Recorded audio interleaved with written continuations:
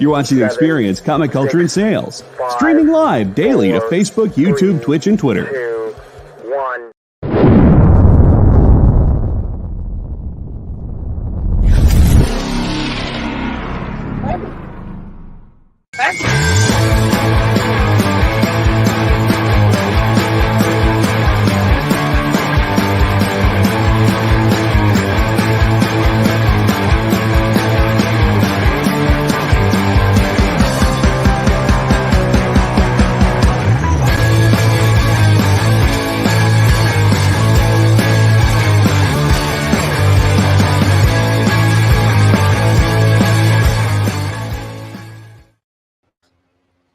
Welcome to Skim It, and bless you, whoever sneezes.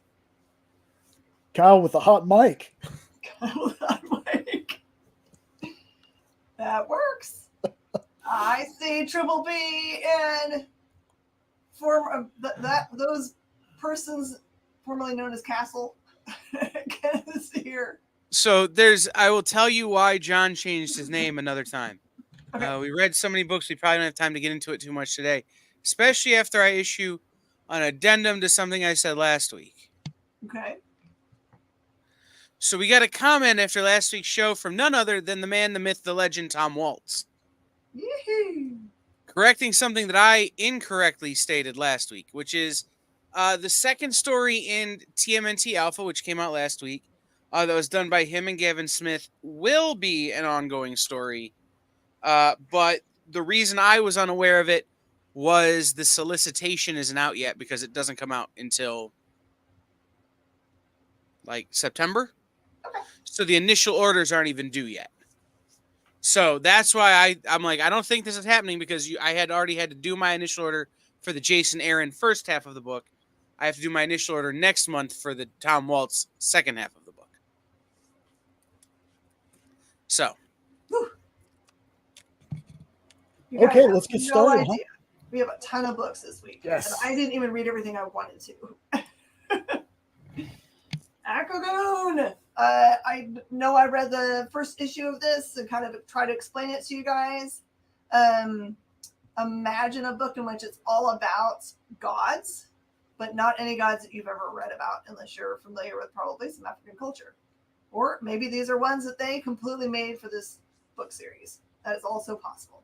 This is way cool, but also very adult. One of the female gods and one of the male gods in this one, and kind of the opening are having a private moment that is not private. And it's very brutal. This jumps back and forth in time periods, but it also is very clear that this kind of battling is normal for them. So if you like brutality and a little bit of ooh la la, this is a cool book. It's not like anything else out there. Okay. This book is bananas. Bananas. This book is bananas.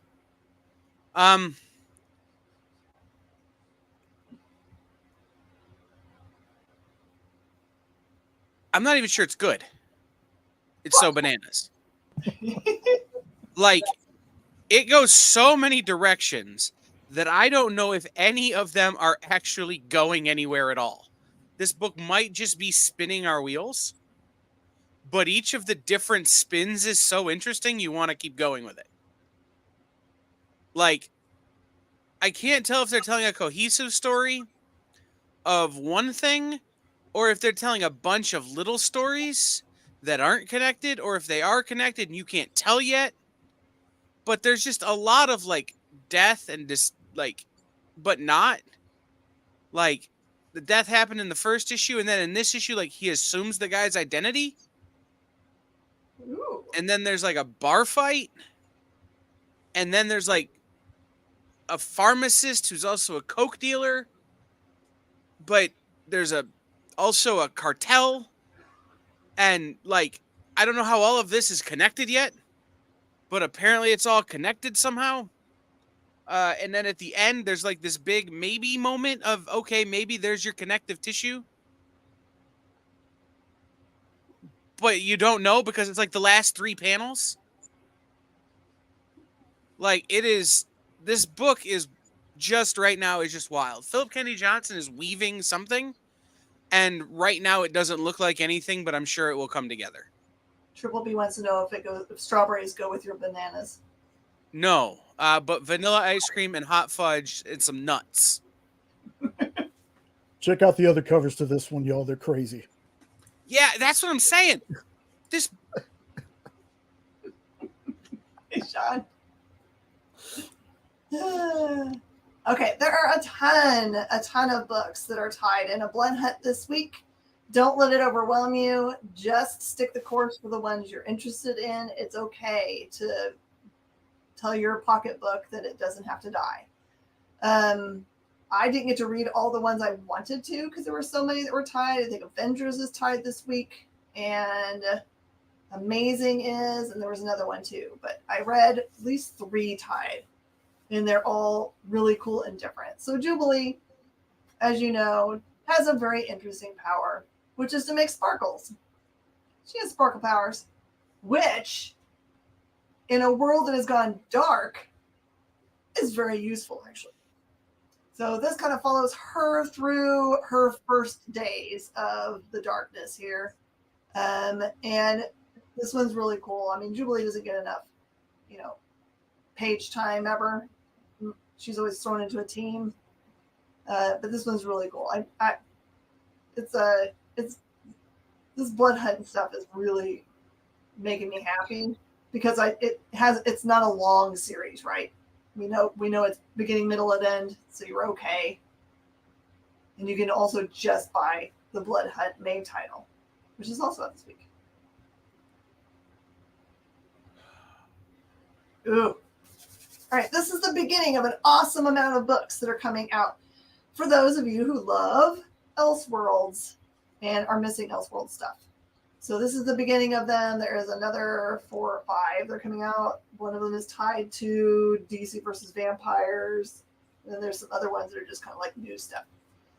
But you'll recognize Gotham by Gaslight. That's been a title before. This is the Kryptonian Age. This book opens in kind of the Wild West. Family traveling across in their big schooner. And something falls from the sky. You don't see anything else about that part of the story because then it jumps to kind of like Victorian era in which it becomes a Catwoman heist, but not a Catwoman you're used to at all. She maybe runs a house of ill repute, maybe not, but it's way cool and heisty, which I know you will like.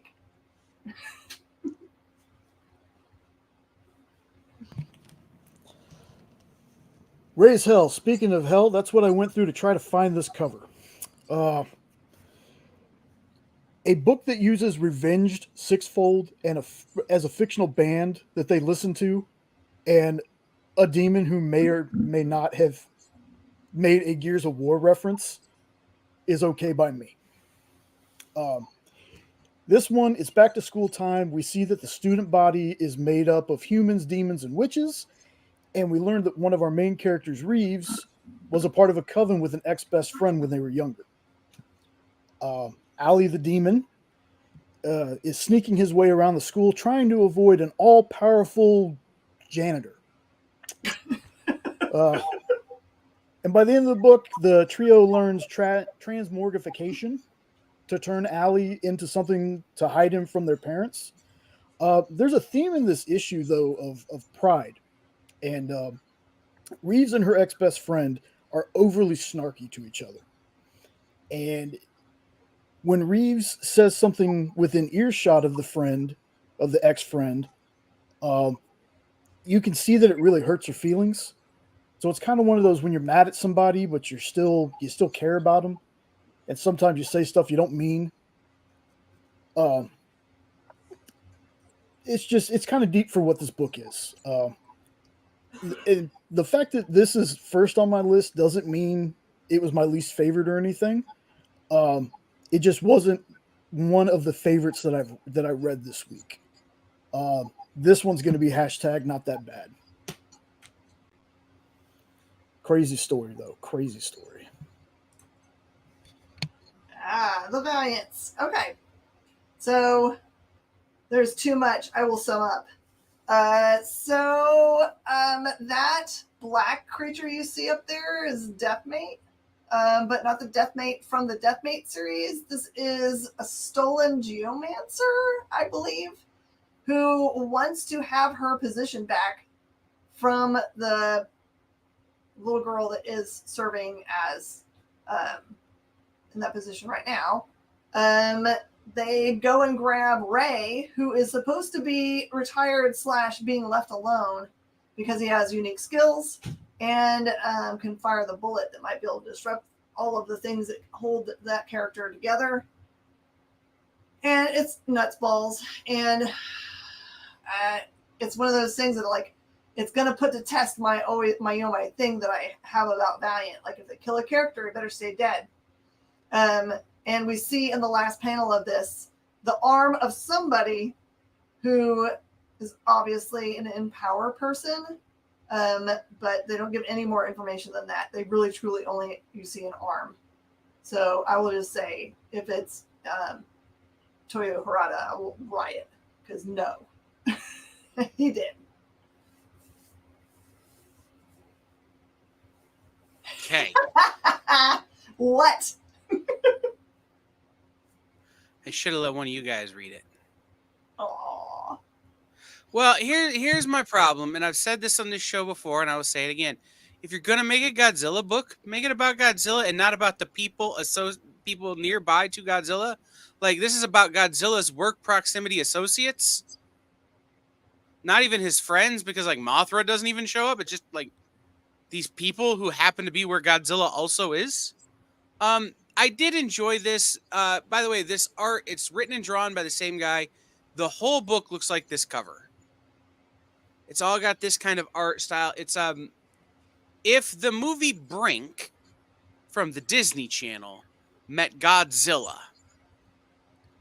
that is this book. Okay. A group of skaters have this place where they go skate, and they make their little skate magazines and their little skate videos. And it just so happens that one of them is cyclically linked to the Godzilla. And they figure out that Godzilla and the beast he's going to be fighting are going to meet up at their skate park and destroy their skate park by Godzilla fighting. And they decide that you have to skate or die, man, to save their skate park. I'm like, you know what? Can I just see Godzilla destroy everything? Can we do that now? And they don't do that. So it's an interesting take on a Godzilla story, but again, more Godzilla, more Godzuki, less people. So you probably haven't seen Godzilla -1 then. I have not. I will not. Oh, you're missing something really good. Nope. If there's more talking than there is Godzilla destroying things, then I'm out. I will go see a silent film where it's just Godzilla destroying things, by the way. Those are also awesome. Alpha Dogs! From my friend, Mr. Dexter. This is really, really cool. I read there's like 4 chapters in this book. This is a graphic novel. I read the first 2 of them because I wanted to, savor it, and I didn't want to speed through, which was what I needed to do for a minute to skim itness. This is about 2 dogs, that little white dog down there with the kind of like gray stripe down his face. I think they're both pits, but they are not your normal dog. So they, from what you can tell, can talk to and understand each other. Their human knows there's something very special about them, but doesn't understand that they are actually talking.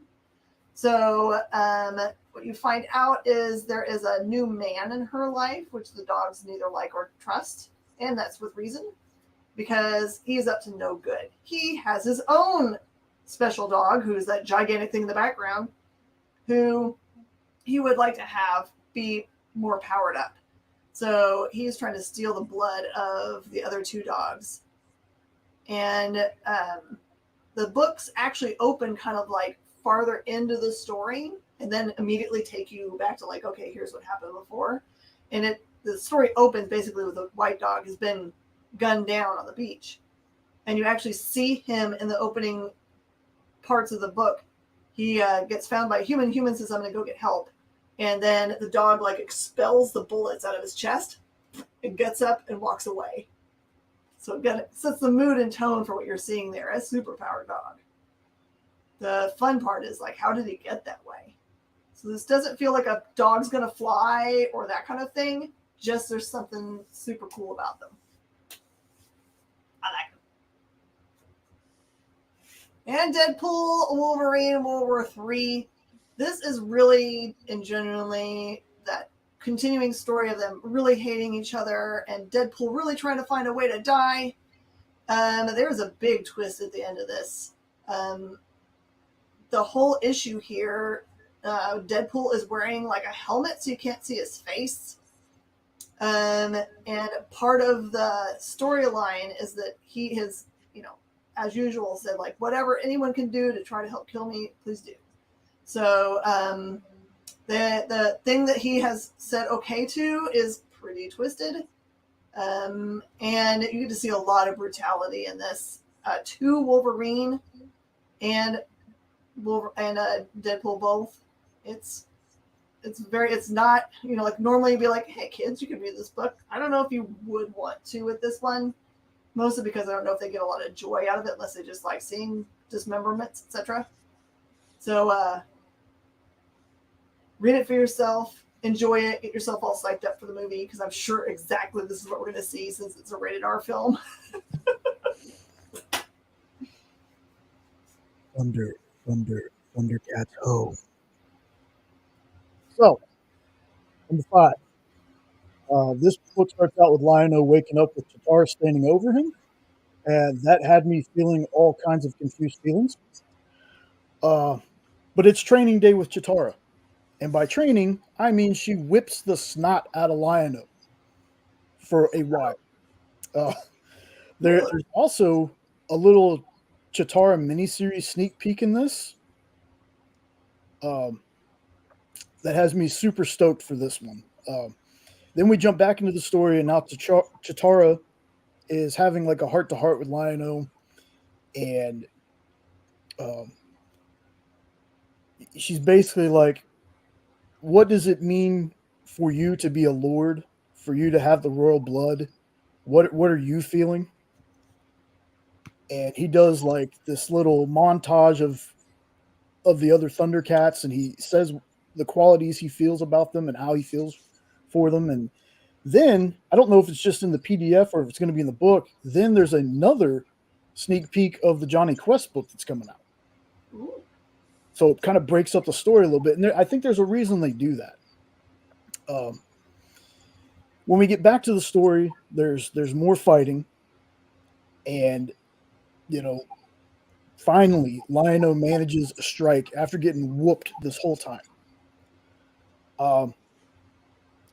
The strange thing about this book is this issue is only Chitara and Lion-O. It's just the two of them. And while that might seem like a ho-hum kind of issue, it's very heartfelt and it feels very important. There's this kind of, thing where this is Lion-O's rise from cub to lord in Chitara's eyes. So it's one of those kind of moments. The art is still stunning. There's a panel, little spoiler, there's a panel in this where Chitara first hits Lion-O, and he is the best "did she really just hit me" face I've ever seen put in a comic book. It was so good. After this, I wouldn't mind seeing more of these one-on-ones with each character. I don't think that's going to happen. That'd be cool. It's different, but I think folks will dig it. So if you've been reading the Thundercats books, stick with it, because this one's still great. Oh, Era of the Apocalypse. We finished up in X-Men 150 or whatever they called it, but that's not the real number we're on. All of the big long storyline for House of Power, right? But they're not ignoring the fact that all those things went on. And it's big part of that storyline was Apocalypse. And what I dug so much about it is that they stopped calling him Apocalypse and just gave him a symbol, which is neat. So you don't have to write it all out when you're doing, saves you some space in your, your little word bubbles. And they continue on with this here. So this is really him saying, I had plans that involved, the piecing of Krakoa and Araco back together that were kind of thwarted by how this all shook out. I instead now are gathering a bunch of characters with the idea that he's going to choose someone to take his place and kind of, like he's kind of overseen humanity / everything for a long, long time, right? Like the villain formerly known as Apocalypse shit. So this sets up a bunch of stuff in that regard. And then I like where they're going. This may not be a book that you have to have on your list unless you love Apocalypse or you're a fan of the other Apocalypse books that have been, peppered through since, I don't know, the 90s when they started those really awesome ones, Apocalypse Twilight and all of that, Rise of Apocalypse. So if you're an Apocalypse lover, or if you want to see who is coming to take his place afterward, which probably will affect the whole of the X-Men universe, this is probably for you.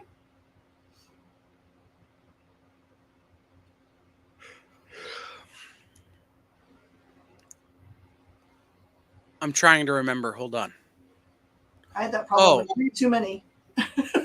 No, I read this one first, and I wanted to remember the salient points of the number ones, and I've had a very long day. Werewolves, bro. That should be the tagline to this book. So many werewolves. Come to find out that there's a level of magic and mystery and dark arts and things, crow related things. That, whenever you see crows in a comic, there's generally some sort of magic, dark arts kind of thing happening. But also there's a great many werewolves. And apparently there's also some self-hating werewolves, where they're like werewolves that are cool with killing other werewolves. I'm not sure.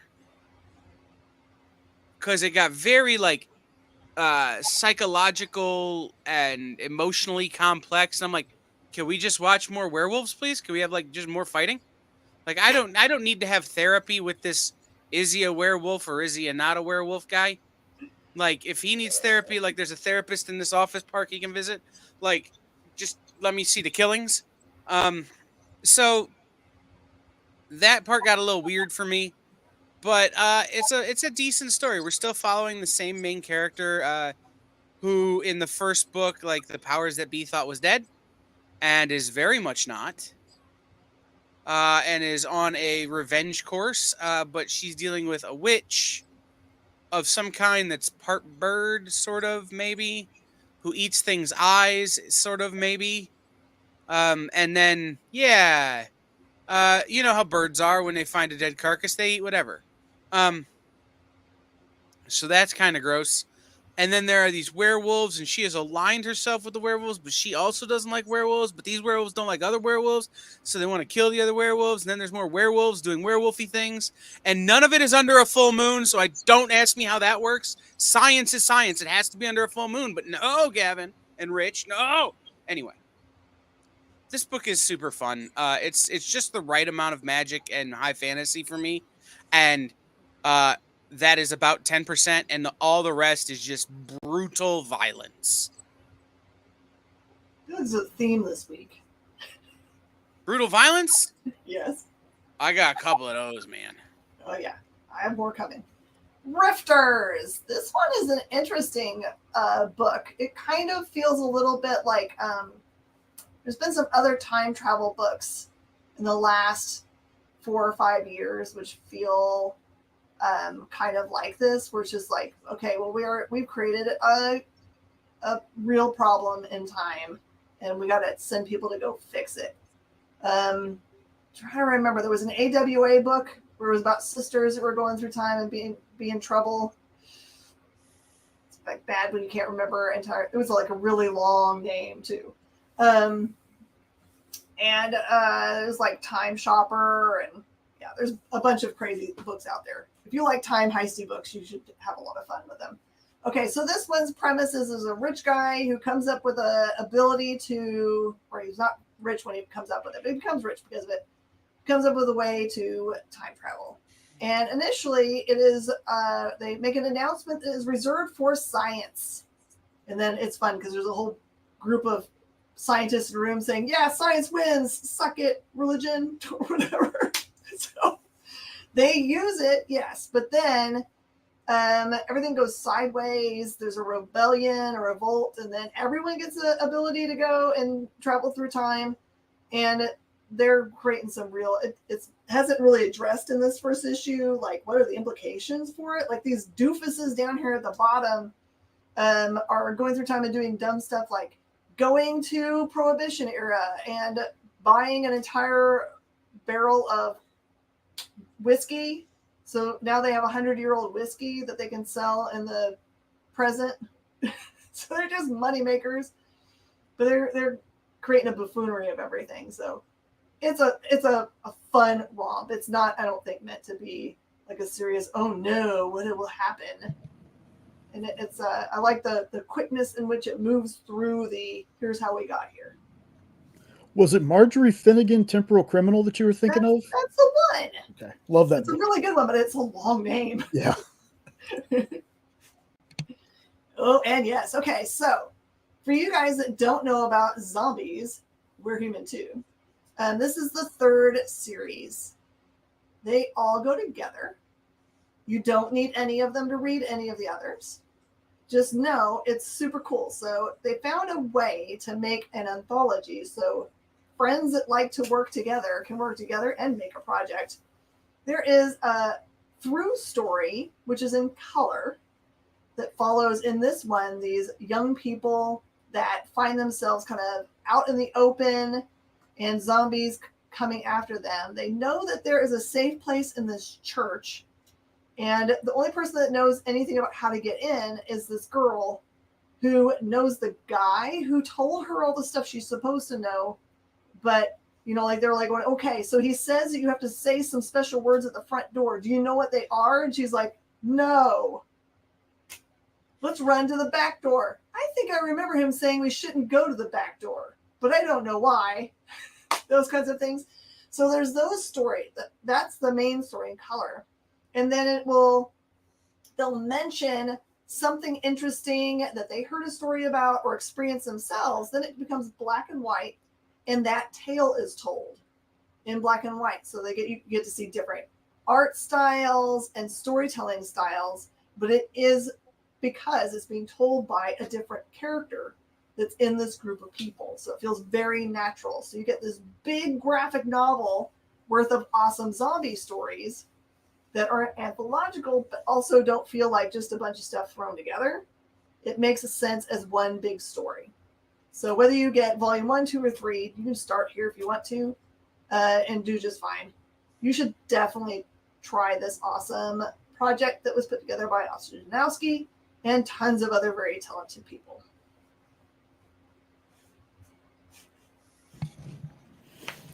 All right. So this continues to be a solid and fun book. Cuddles gets an awesome birthday present that he gets to wear. He's my favorite character. I love the characters, but he's my favorite by far. Grizz and the team are pinned down by Grizz's ex-girlfriend, who's also a weird spider demon thing. And they have to fight their way out. When it feels like everything's lost, there's no hope, the neighborhood comes together to rescue them, to help them out. So they end up getting away. There's some cool action shots. There's some dope looking creature designs. And again, Cuddles is just like the best sidekick. He's up there with Baby Groot and Grogu and all of them for me. I love him.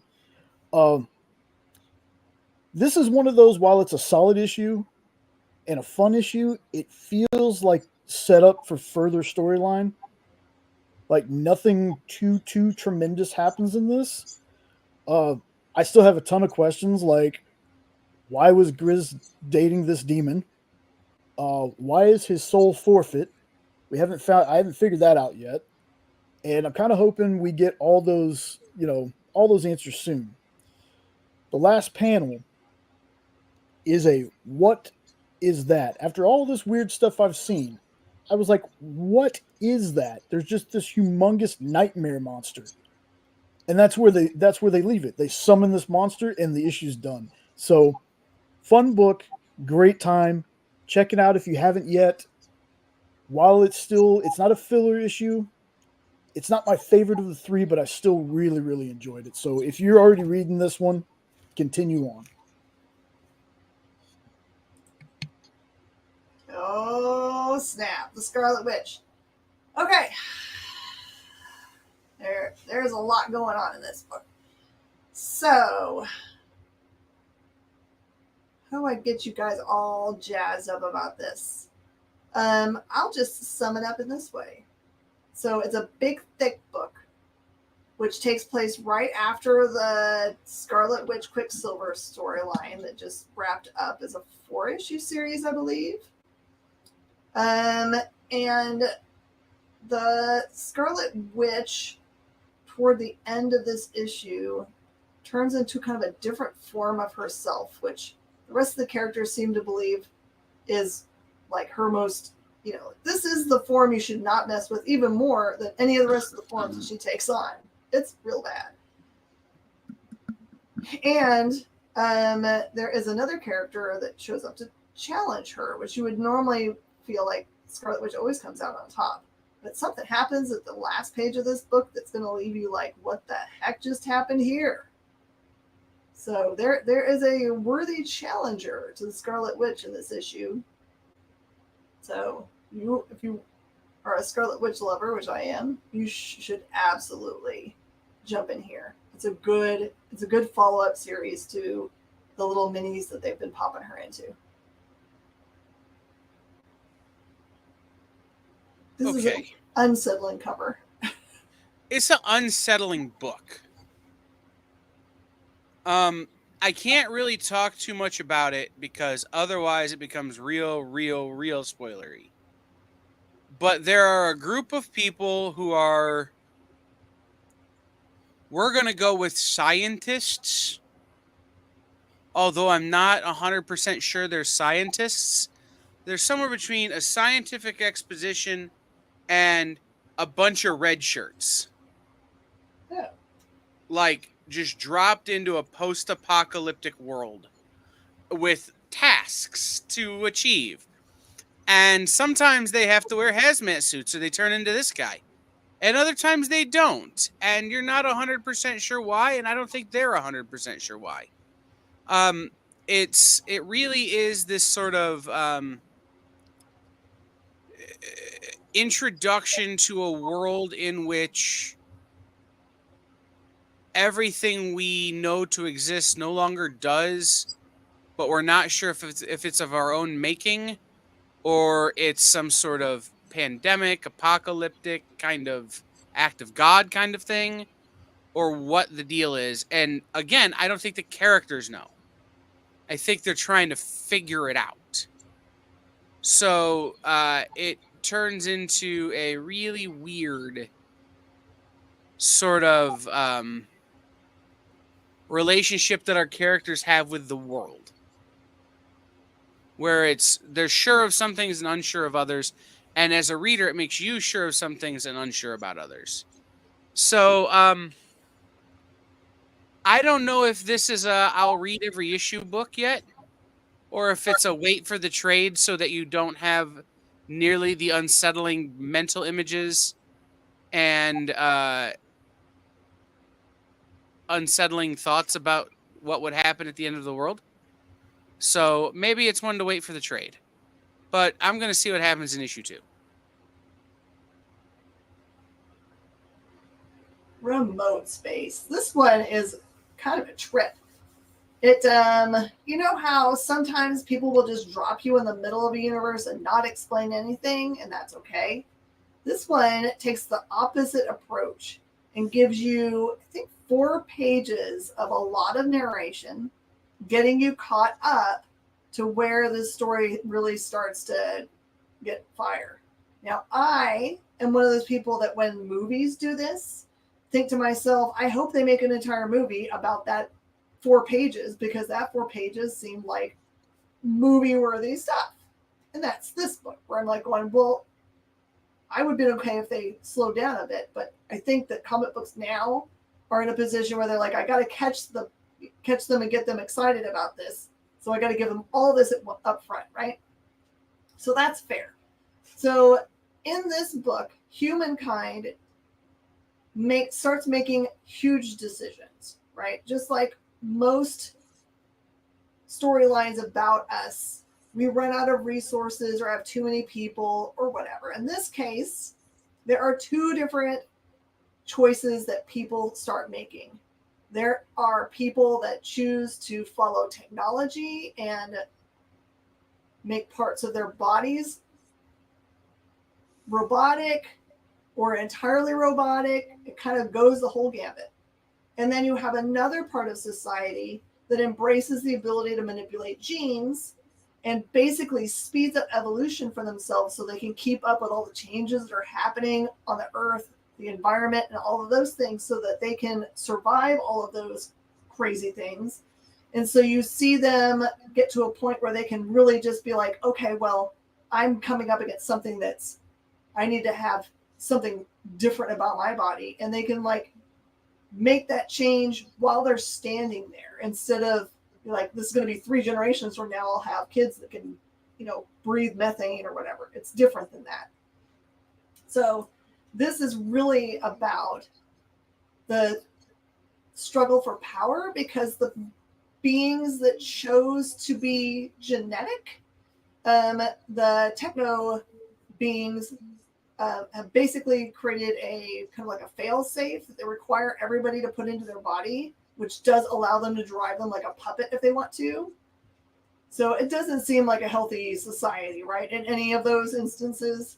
And I think that's what we're going to see. Like, we have main characters, we meet a girl, because they make this comment that because of where they've gone, there's no way they can make children anymore. Everyone is unable to have children because it becomes sterile because of all the genetic manipulation they've done. And they're looking for a pure gene. And you meet a girl who, because of she has a genetic abnormality that doesn't allow her to have this, whatever this upgrade is that allow everyone to control her.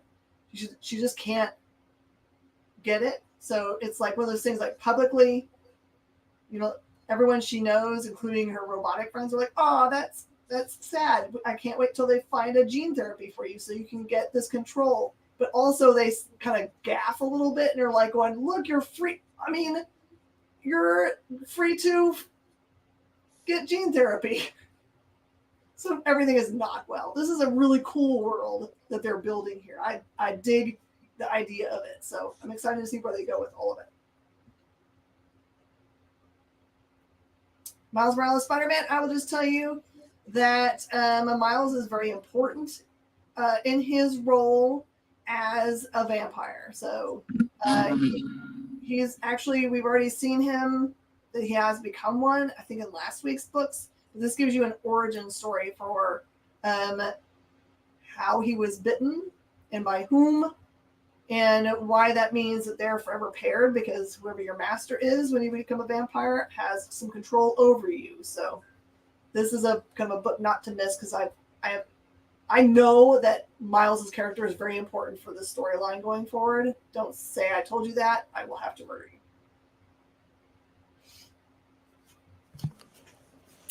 Okay. Whew. I played the game. I loved the game. And when I found out Kit Wallace and Dave Lentz were working on this, done deal for me. Done deal for me. As soon as I saw it, I was like, yoink, it's mine. This takes place after the events of the game. This is not a book where you have to have played the game to understand what's going on. It's fairly simple. A dude dons a suit after aliens invade Earth and somehow becomes a bounty hunter. He has these talking organic guns called Gatlians that he uses. Each have their own like unique personality and abilities. This book is insane. You see this cover? Yeah, it's about like that. It's like an acid trip of colors. Um, the art is fantastic. If you know Kit's art, this is definitely Kit Wallace art. If you're a Rick and Morty or Solar Opposites fan, the humor in this you'll definitely get. You'll more than likely love it, like I did. Like I said, you don't have to play the game, in my opinion, but the main focus of this is there's basically a human hunter going around, unaliving humans, making it hard for them to go on, and I quote, space vacations. And this is told by a certain celebrity that I found it's hilarious if he like agreed to be in this book. It's so funny to me. But honestly, I could actually see him if they asked him. He'd be like, "Yeah, why not?" I'll say this: if you like weird, this is your jam. This is your jam, and Kit's art is definitely his own. Dave is in the comments right now. Dave is literally one of the best letterers out there. So fantastic. This book was a ton of fun. Please give it a shot. I cannot wait to read more. Can we pop up Dave's comment? Because that's kind of cool inside information.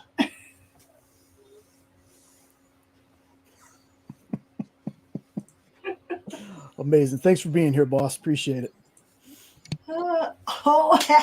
Yeah. If you want more information about the creator writer behind this awesome book series, you can go back and catch our awesome interview that happened yesterday on Talkin' Shop. It was amazing. I learned some new stuff about him. So just so you understand, Plastic is part of a book series that has been around for, I can't remember when they did the first series. So there are other ones that are kind of tied to it, but it's loose ties. So you don't have to read any of the other ones. But there are Easter eggs in them that will help you understand that they are part of the same universe. So there's plastic, vinyl, plush. And now we're back to plastic again. So this is called Death of Dolls. That person in the middle there is Edwin, and he is a serial killer who, in the first book of Plastic, retires to live his life peacefully with his blow-up doll wife, maybe, definitely girlfriend, who is kidnapped by somebody and held for ransom, and he is not taking any of that because Virginia's his girl. So he goes on a rampage and kills all of them. So it's a very, very bloody book, but awesome, and you should read it. And in this one, you actually get to see him more, but also this flashes back. It kind of changes color and all, which is great, and lets you have some insight on him as a young boy. And kind of, has he always been this way and been numb to just being brutal and destroying things? Yes. And also, yes, it is a blow-up doll that he meets online. I can't make this up. This is exactly true. Yes, her name is Virginia. Don't slander her name, because he'll come for you. And you also find out he very much, as part of his like brokenness, he will come after you if you harm animals, and it extends to dead animals. So that's the part in this issue that you find out that's like, what do you mean by that? It's all kinds of sick and gross and twisted, and I don't know. I don't identify with this guy, but kind of also I like that he kicks people's butts that kick cats. Don't F with cats, as they say. Okay. So this is another one of these books where there's a lot of like monsters and stuff. But basically, the premise of this book is in this world, you start off pure, and as you break the rules, you become more and more of a monster. So, based on your rule breaking, you grow horns, you grow tails, you grow fangs, you grow claws, you do all these kind of things. The best job you can have is as a clerk. I think that's what they called them. I don't remember exactly. But you are the people who look at the records of the people who break the law and decide whether or not they are allowed to continue to live in the polite society that they call the inner circle. If you break enough rules, you get sent out of society and you're no longer allowed in the inner circle. So, in this book, our main character, as a very young boy, breaks his only rule and he starts to turn into like the Thing from, Fantastic Four. Like he's got some like what look to be stones like on his chest as he starts to morph into a monster, and he never breaks another rule again. Leading him to get a job, get this prestigious job. And because he gets it, he's able to get medicine for his mom, take care of her. His dad is dead, but his dad was like a knight kind of thing that fought these monsters that were being kicked out of society. And his best friend is this girl with a cattail who breaks some rules and is a little bit monstery. And the story, I believe, is about what do you do when you spent your whole life following every rule and you come up against a situation where the only possible thing for you to do that won't destroy your entire world is to break the rules. And you have this physical reaction to breaking the rules. Like, this is a guy who won't cross a crosswalk against a light, even if there are no cars coming, to help his best friend carry boxes. Like, that's how in the rules this guy is. And what happens when you're forced to break the rules in order to protect the people you love. So, interesting story from Greg Pak. We'll see where it goes. It is a little weird, like it's a little abstract, some of the stuff, but hopefully it sort of clears itself up as we keep going because it's a very interesting concept. Thank God there's some good books this week. And to answer your question, Eddie, no, it is a real physical blow-up doll that he meets online. Don't ask me. All right, giant size Daredevil. This is a huge stuff where Kingpin makes part of his entire purpose to finally kill Daredevil. That's all this book is about. He doesn't even mind that Elektra's coming along for the ride. He'll take her too. There are some big brutalities in here, like he basically crushes a guy's head in his hands. So, and then I heard, this is something that I saw someone post online, that we get to see new powers for Kingpin.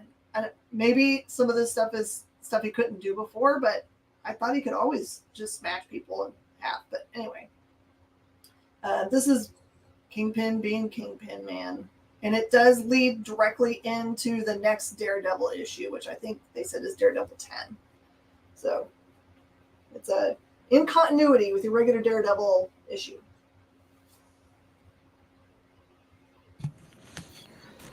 Okay. This continues to be an over-the-top, twisty-turny, ultra-violent wrestling murder mystery that I never knew I needed. I highly enjoy this book. The art, the colors, the story, all phenomenal. What I love about this show is I would have never picked this up on my own. I know I wouldn't have. And I would have been missing out 100%. This book is so fun and perfect for wrestling and non-wrestling fans alike. If you're into over-the-top, outrageous, ridiculous violence, a super fun and intriguing story, this one's for you. We're going further down the rabbit hole with Chris trying to find out who killed her brother. Just when she thinks she's getting close, another name gets added to her list, and the name mentioned at the end of this issue is the biggest one yet. Hardstyle Juice, my favorite book this week. Definitely check this one out.